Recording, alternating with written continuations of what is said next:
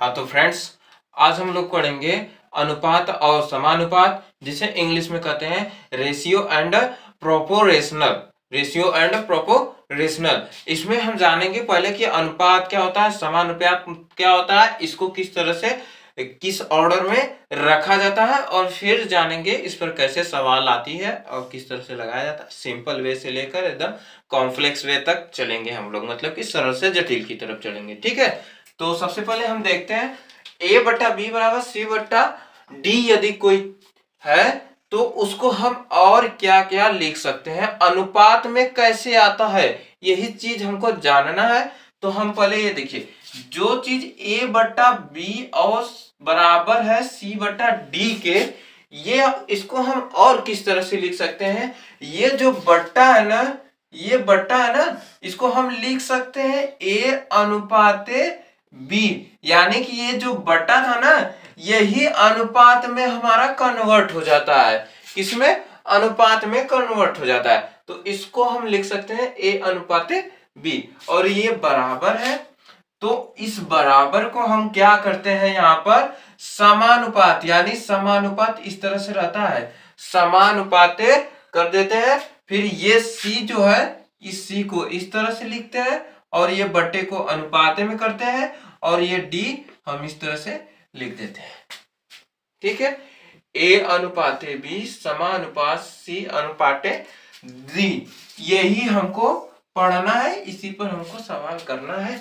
और एक चीज और बता दे रहे हैं, इसको एक तरीके से और लिखा जाता है, जैसे कि यदि हम क्रॉस मल्टीप्लिकेशन करें, यानी कि नियम वाइज चले, तो अब देखिए इधर a है, इधर d भाग में है। अगर ये d भाग में है तो बराबर के उस तरफ जाएगा, तो वह व्युत्क्रमानुपाती नियम का पालन करेगा। तो इसमें d भाग है, भाग का व्युत्क्रमानुपाती नियम क्या बोलता है कि गुणा होगा। क्या होगा? गुणा होगा। भाग का उल्टा गुणा होता है, तो इधर आएगा मल्टीप्लिकेशन में हो जाएगा d, मतलब कि a का गुणा हो जाएगा d से। फिर ये बराबर है, तो इसको बराबर लिखते हैं।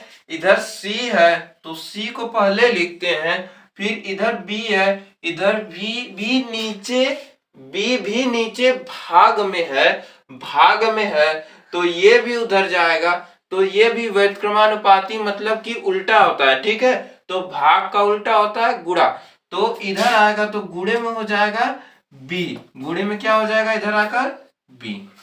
तो इस तरह से होगा। अब देखिए ये तीनों चीज जो है, ये पहली चीज ये हो गई, दूसरी चीज ये हो गई, तीसरा ये हो गया। ये तीनों जो अभी बताए हम, ये तीनों एक ही चीज है, चाहे जिस फॉर्मेट में लिखा जाए। अगर हम इसको हल करेंगे, हमारा आंसर एक ही आने वाला है। और यही फार्मूला आपके बुक में, फार्मूला ये है अनुपात और समानुपात में, फार्मूला यानी कि सूत्र आपका यही है। ठीक है, यही है, इसी के अकॉर्डिंग चलना है, या इस तरह से भी चल सकते हो आप लोग। ठीक, हमको सुविधा पड़ेगा इसके अकॉर्डिंग चलने पर। फिर हम इसको इसमें कन्वर्ट करेंगे, किस तरह से कन्वर्ट किया जाएगा अभी आपको बता रहे हैं हम। ठीक, देखिए जैसे ये क्या है, पहले इसको लिखिए, नंबर a अनुपाते b है, समानुपात है, फिर c अनुपाते d है। अब ये इसमें कैसे कन्वर्ट होता है, ये देखिए, हमको यही सीखना है। ठीक है, तो देखिए a अनुपाते b समानुपात c अनुपाते d, इसमें कुछ नियम होता है। इसको पहले बोला क्या जाता है, इसमें बोला जाता है, इसको बोला जाता है, जो सबसे पहला है इसको बोला जाता है प्रथम पद। क्या? प्रथम पद। और ये जो b है इसको बोला जाता है द्वितीय पद, द्वितीय पद। ये जो c है इसको बोला जाता है तृतीय पद, तृतीय पद। ठीक, ये जो d है इसको बोला जाता है चतुर्थ पद, चतुर्थ पद। ठीक, अब देखिए इसमें नियम क्या होता है कि प्रथम पद का गुणा, प्रथम पद का गुणा चतुर्थ पद से होता है, ठीक है, प्रथम पद का मल्टीप्लिकेशन चतुर्थ पद से होता है और द्वितीय पद का गुणा तृतीय पद से होता है। तो इस तरह से हमारा प्रथम पद क्या है, ए है, ए का गुणा चतुर्थ पद से होगा, चतुर्थ पद क्या है, डी है, तो डी से होगा और ये समानुपात हमारा बराबर में हो जाएगा। ठीक है, तो और द्वितीय पद का गुणा, द्वितीय पद का गुणा इससे तृतीय पद से होता है, तो तृतीय पद यहाँ पर लिखिए, फिर यहाँ पर द्वितीय पद का गुणा, यानी कि सॉरी डी नहीं रहेगा, द्वितीय पद हमारा बी है तो बी रहेगा। फाइनली यही आता है, तो हमारा यही चीज आ गया। अब इस पर हम एक आध सवाल देखते हैं, एक आध दो सवाल है उसको देखते हैं जो कि आपके एग्जाम्स के लिए बहुत ही महत्वपूर्ण माने जाते हैं। सवाल किस तरह से आते हैं वो अभी आपको इसी वीडियो में अभी तुरंत बताया जा रहा है, थोड़ा सा इरेज करना पड़ता है।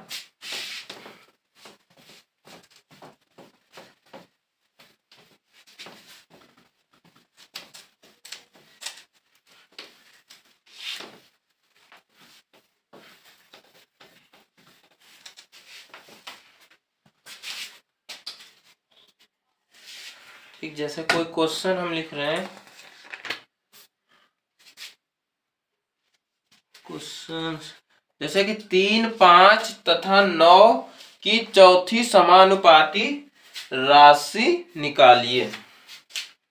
क्वेश्चन क्या है हमारा, 3, 5, 7 नहीं सॉरी 9 है, तथा 9 की चौथी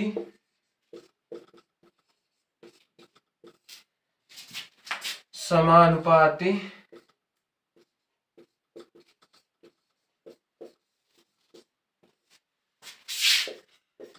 राशि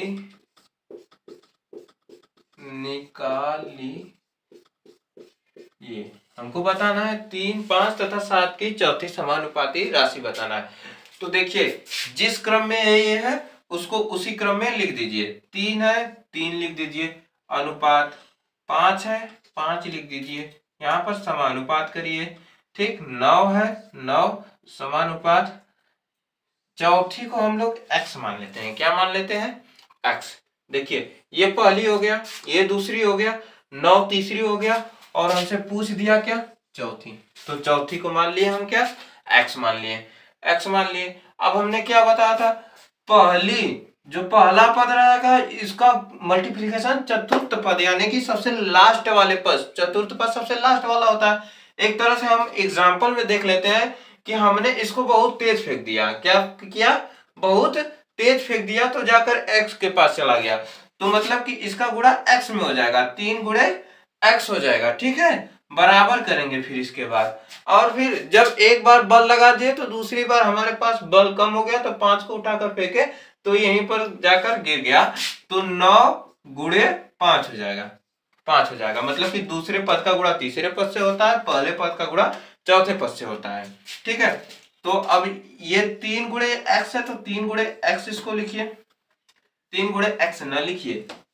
अब देखिए ये 3 जो है ना, 3 जो है इसको उस तरफ भेजेंगे। ठीक है, उस तरफ भेजेंगे तो क्या होगा, 9 गुणे 5 बटा 3 हो जाएगा, क्योंकि ये गुणा में है और गुणा में है तो बराबर के उस तरफ जाएगा तो व्युत्क्रमानुपाती नियम का पालन करेगा, तो गुणा का व्युत्क्रमानुपाती भाग होता है और भाग का उल्टा गुणा होता है। ठीक है, तो इधर आएगा तो भाग में हो जाएगा, बट्टा 3 हो जाएगा, नीचे आ जाएगा। अब देखिए 3 से 9 कट रहा है, 3 कम 3 कर दीजिए, 3 3 9। ठीक, x बराबर आ जाएगा हमारा 3 गुणे 5, 3 गुणे 5, x बराबर आ जाएगा हमारा 15, x बराबर हमारा आ जाएगा 15। यही आंसर है।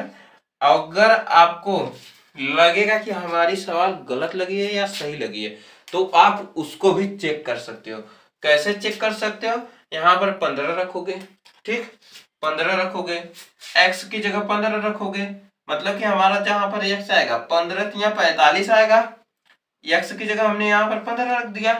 ठीक है, तो हमारा 15 का 3 में गुणा किए तो कितना आ गया हमारा 45।